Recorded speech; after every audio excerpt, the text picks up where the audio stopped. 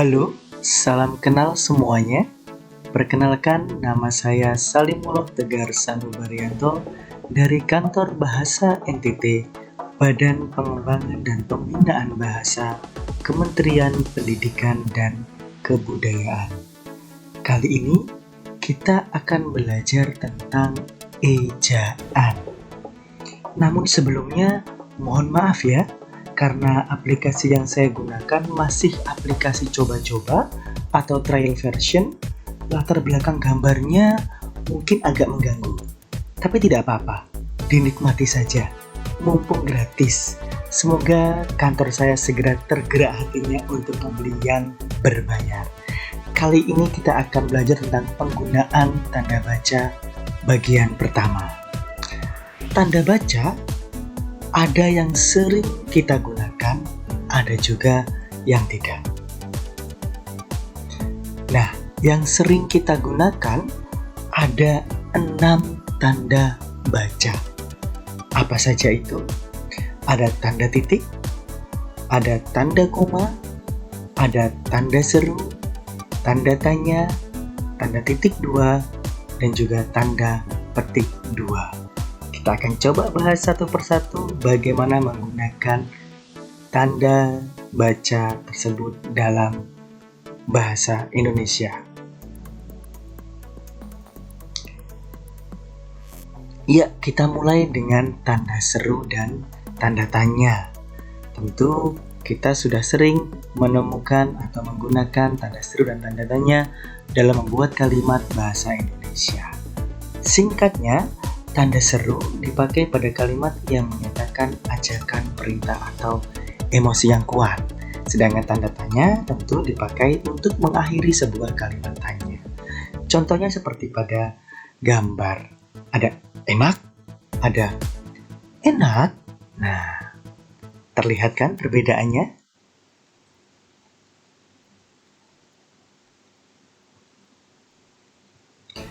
Selanjutnya kita akan bahas tentang tanda titik. Nah, ini lumayan banyak penggunaannya dalam bahasa Indonesia.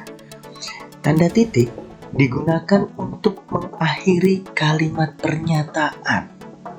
Contohnya, coba perhatikan kalimat ini. Salome Mas Salim adalah yang terenak di kota Kupang. Iya, kalimat ini diakhiri dengan tanda titik.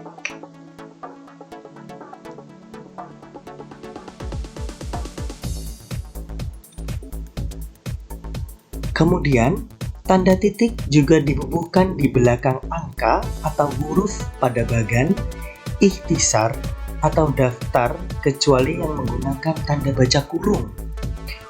Untuk penggunaan tanda titik pada bagan atau ikhtisar dan juga daftar, silakan dilihat contoh kalimat nomor 1 dan 2. Sedangkan pengecualiannya silakan dilihat pada contoh kalimat nomor 3.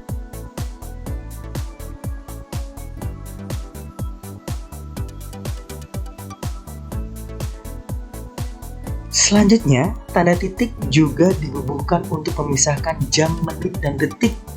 Ini contohnya. Salome legendaris buka tiap hari tepat pada pukul 10 lebih 5 menit lebih 32 detik. Wow.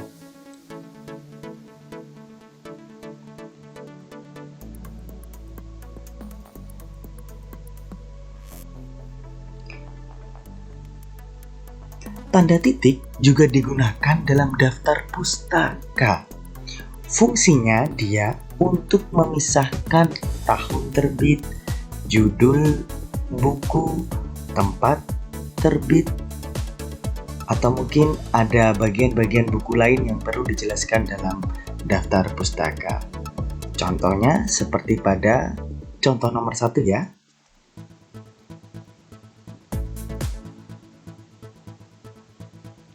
Tanda titik juga dipakai untuk memisahkan bilangan ribuan dan kelipatannya yang menunjukkan jumlah, namun tidak digunakan pada penulisan tahun, halaman, kode pos, dan nomor identitas.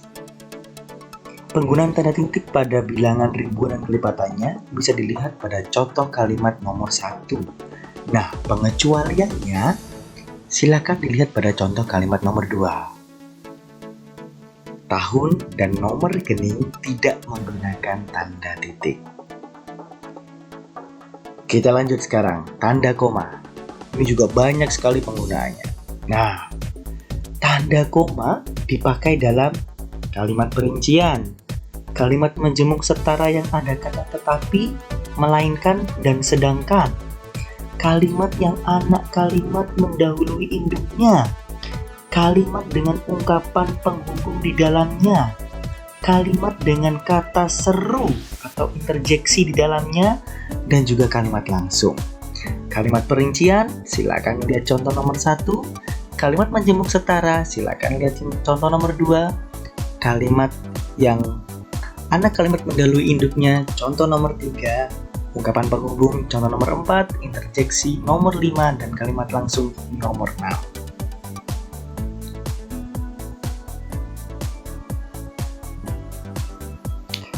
Selain itu, tanda koma juga digunakan untuk memisahkan tempat tanggal, nama tempat dan tempat wilayah, memisahkan nama dengan gelar akademis, dan menyisipkan keterangan tambahan atau aposisi. Nah, aposisi silakan lihat contoh nomor 3, gelar akademis contoh nomor 2, kemudian memisahkan tempat tanggal contoh nomor 1. Wah, ini contohnya surat cinta ini.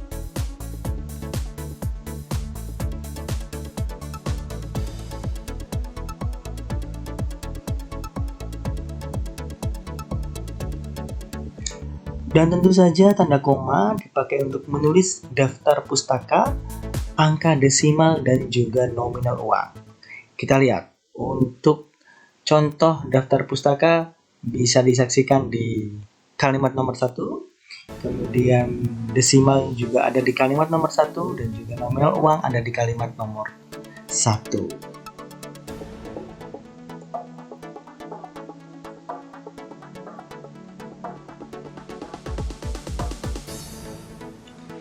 Kita lanjut ke tanda titik 2. Tanda titik 2, kapan kita gunakan? Dia digunakan pada akhir kalimat lengkap yang membutuhkan penjelasan. Tanda titik 2 tidak digunakan jika kalimat itu sudah memiliki kata penjelas. Bandingkan kalimat nomor 1 dan 2. Kata adalah bisa digantikan dengan tanda titik 2. Itu fungsi tanda titik 2.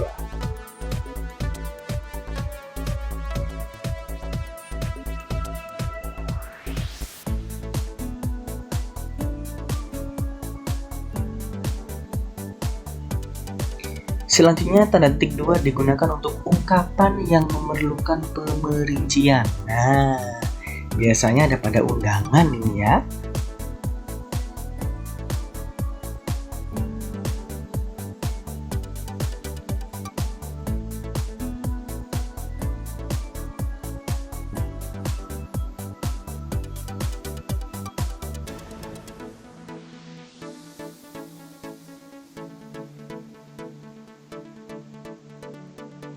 Tanda titik 2 juga digunakan pada naskah drama atau skenario film. Silakan disimak contoh kalimat nomor 1. Ini hari apa, Patrick? Ini hari kebalikan.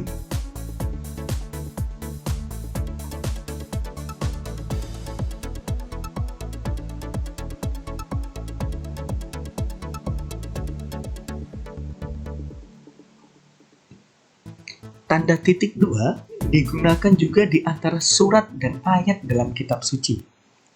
Anak judul dan induk judul buku, jilid dan nomor halaman serta kota dan nama penerbit. Nah, untuk surat dan ayat dalam kitab suci, silakan lihat contoh kalimat nomor 1. Untuk anak judul dan induk judul buku, silakan lihat contoh nomor 2. Mari kita buka antologi puisi Kupang, Cintamu Tak Selezat Jagung Bose. Waduh. Selanjutnya, tanda petik 2. Tanda petik 2 digunakan pada kalimat langsung, judul karya, dan juga istilah khusus. Nah, Untuk kalimat langsung pasti sudah jelas. Silakan dilihat contoh kalimat nomor 1. Untuk judul karyanya bisa buku, bisa majalah, bisa lagu, bisa naskah, artikel ilmiah. Di sini judul karyanya adalah judul lagu Unmesh ya, Hanya Rindu atau Cinta Luar Biasa. Dan untuk istilah khusus di sini ada istilah mager atau males gerak. Itu dia. Ya, itu dia penjelasan tentang penggunaan tanda baca bagian pertama. Kita sudah menjelaskan dan juga belajar bersama-sama tentang 6 tanda baca. Untuk tanda baca yang lain, tunggu bagian kedua. Saya Salimullah Tegar Sanubarianto mengucapkan terima kasih. Utamakan bahasa Indonesia, lestarikan bahasa daerah, dan kuasai bahasa asing.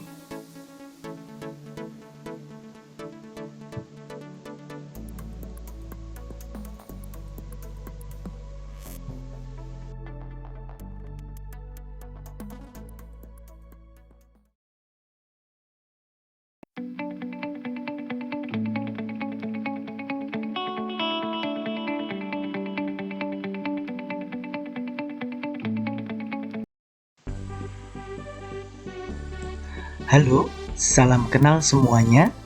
Perkenalkan, nama saya Salimullah Tegar Sanubarianto dari Kantor Bahasa NTT, Badan Pengembangan dan Pembinaan Bahasa, Kementerian Pendidikan dan Kebudayaan. Kita akan melanjutkan pembelajaran kita tentang penggunaan tanda baca. Namun sebelumnya, Raffi Ahmad makan sagu, Ruben Onsu makan roti. Mohon maaf ya kalau latar belakangnya mungkin mengganggu, tapi semoga masih bisa dinikmati.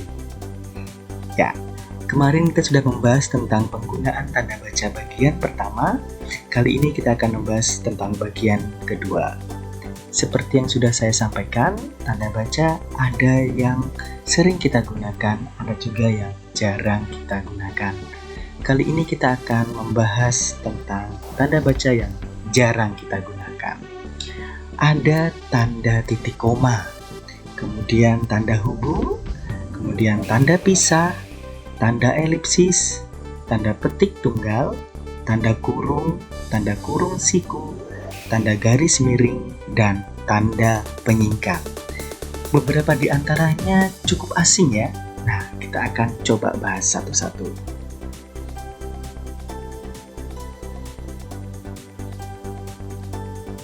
Yang pertama, tanda titik koma. Tanda titik koma dipakai sebagai pengganti kata hubung dalam kalimat majemuk yang terdiri atas kalimat-kalimat setara. Tanda titik koma bisa menggantikan dan, atau, sebelum, setelah, saat. Perhatikan kalimat pertama. Iron Man kembali ke rumah. Dia sadar bekal makan siangnya ketinggalan. Tanda titik koma di situ menggantikan kata setelah.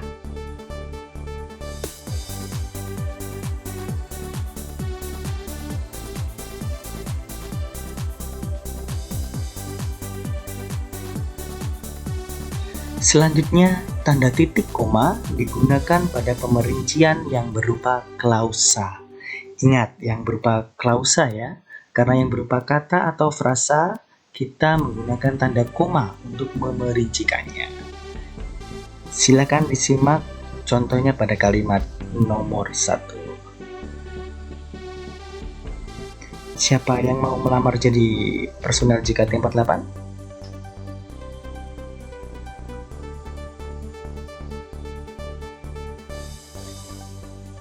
Yang ketiga, tanda titik koma dipakai untuk memisahkan pemerincian yang sudah menggunakan tanda koma.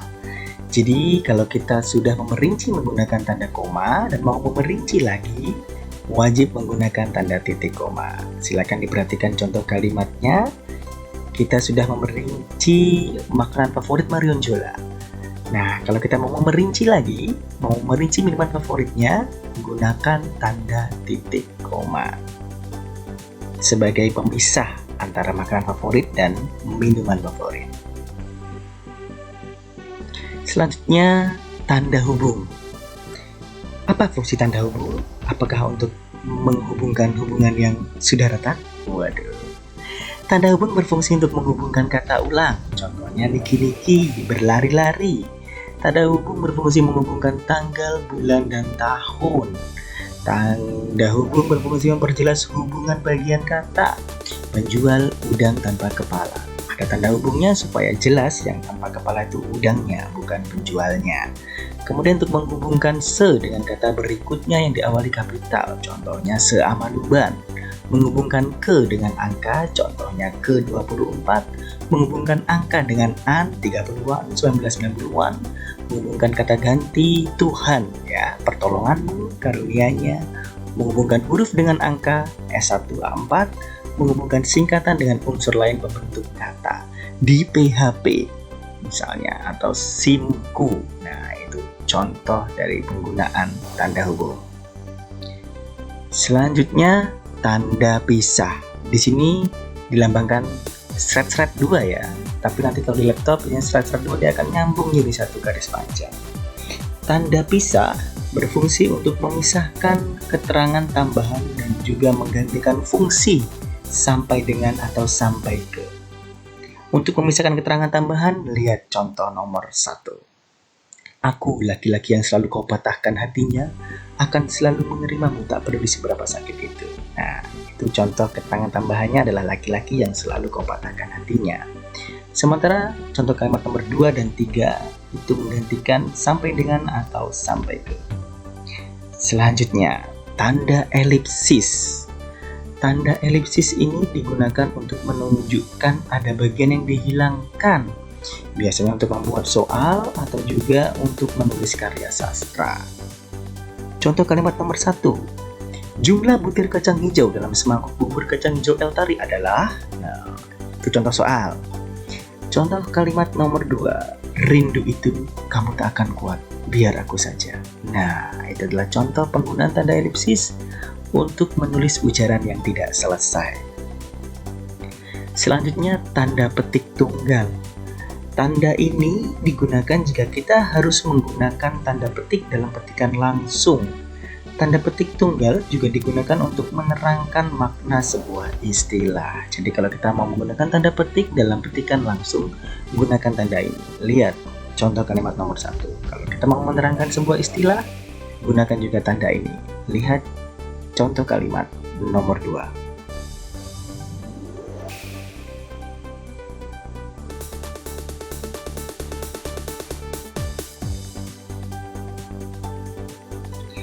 Selanjutnya ada tanda kurung.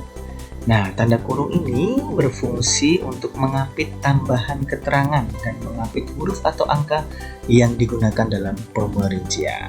Lihat contoh kalimat nomor 1. Dia adalah seorang bucin, budak cinta kelas berat. Waduh. Budak cinta di sini adalah keterangan tambahan untuk bucin ya. Jadi budak cinta ini menerangkan bucin, oleh karena itu diberi tanda kurung. Kemudian contoh nomor 2 dan 3 itu adalah contoh penggunaan tanda kurung untuk pemerincian. 2 dan 3 ini sama ya sebetulnya, hanya dia formatnya beda. Ada yang mendatar, ada yang menurun. Silakan, dua-duanya boleh digunakan. Selanjutnya tanda kurung siku. Tanda kurung siku ini digunakan untuk mengapit keterangan tambahan yang ada di dalam tanda kurung. Jadi kalau kita mau menggunakan tanda kurung dalam sebuah tanda kurung, menggunakan tanda kurung siku. Silakan perhatikan contoh kalimat nomor 1. Borneo Bakery, toko roti kesukaanku, ada kenangan dengan mantan di sana. Waduh, ini sudah semakin maju. Keterangannya adalah ada kenangan dengan mantan di sana. Ini menerangkan toko roti kesukaanku. Sementara toko roti kesukaanku menerangkan Borneo Bakery. Waduh, double menerangkan ya. Selanjutnya tanda garis miring. Tanda ini digunakan pada nomor surat dan juga bisa digunakan sebagai pengganti kata atau dan juga kata per. Nah, untuk nomor surat silakan lihat contoh kalimat nomor 1.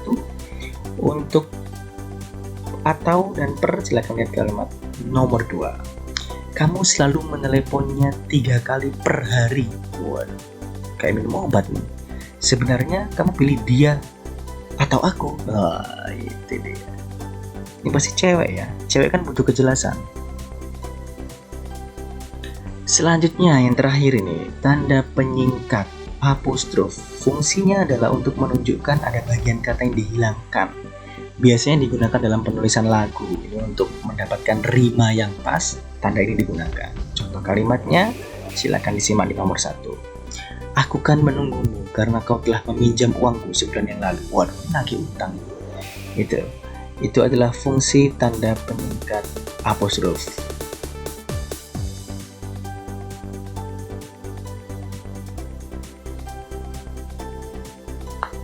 Ya, itu tadi tanda baca yang jarang kita gunakan, tapi kita juga wajib tahu penggunaannya. Silakan dipelajari lebih dalam di Pedoman Umum Ejaan Bahasa Indonesia. Saya Salimullah Tegar Sanubarianto mengucapkan terima kasih dan utamakan bahasa Indonesia, lestarikan bahasa daerah, kuasai bahasa asing.